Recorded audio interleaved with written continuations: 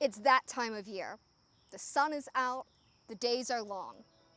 Depending on who you are, this is the best time of year. But all of this sunshine comes with a risk.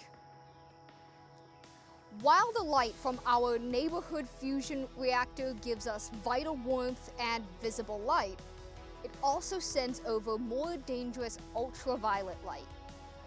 Our measly human eyes can't see this energy, but it can wreak havoc on our cells all the same.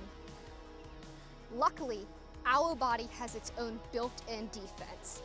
And with the power of science, we have easy access to even greater sun protection. But before we talk more about UV light and how these evasion mechanisms work, I need to find myself some shade before I combust. Now that we're out of harm's way, let's first talk about UV. This wavelength of light has more energy than visible light. So much so that when it crashes into proteins or DNA, it excites the electrons in the atoms of the molecule, making them more likely to react and causing a change to their structure. That's bad. In the case of proteins and other small molecules, the excited electrons look for a chemical reaction to dump this extra energy into. This is particularly true of excited oxygen atoms, which become free radicals that, in their quest for stability, create new bonds with whatever is around. That can not only cause the original protein or molecule to lose its function, but also damage other cellular stuff by stealing electrons and making new bonds. If the UV crashes into our DNA, though, the loss of electrons causes the bases to bind in incorrect ways. Eventually, this leads to mutations when the cell divides and has to interpret this nucleotide nightmare. Thankfully, the early organisms that came before us grew up under the same sun and developed a neat trick to deal with this risky radiation. Some cells started producing a molecule called melanin. All of the rings of atoms allows the electrons in this molecule to flow freely around.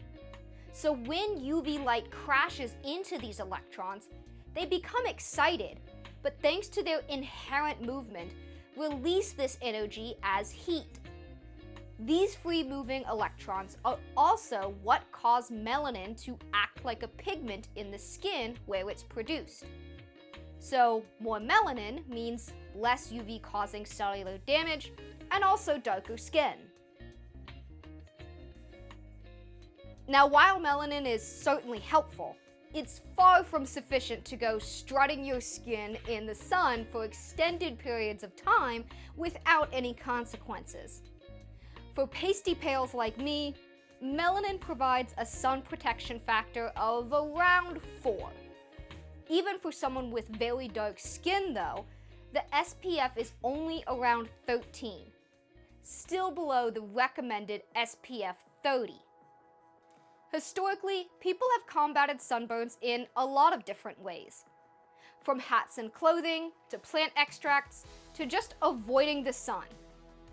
Luckily for us today, scientists leveraged the science behind UV radiation and these natural and synthetic materials to develop ideal sun protectants.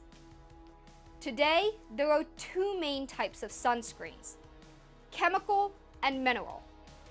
Chemical sunscreens contain compounds that absorb the UV energy similar to melanin and release this as heat.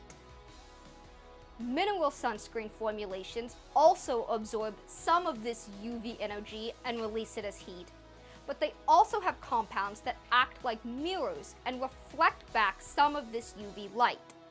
Which you use is really just up to your preference.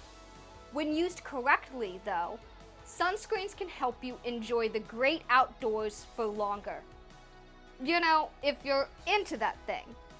You can also just wear it to protect your skin when you have to head outside and you fry like a piece of bacon under the sun. Whichever it is, keep your skin safe and check back in for more awesome science.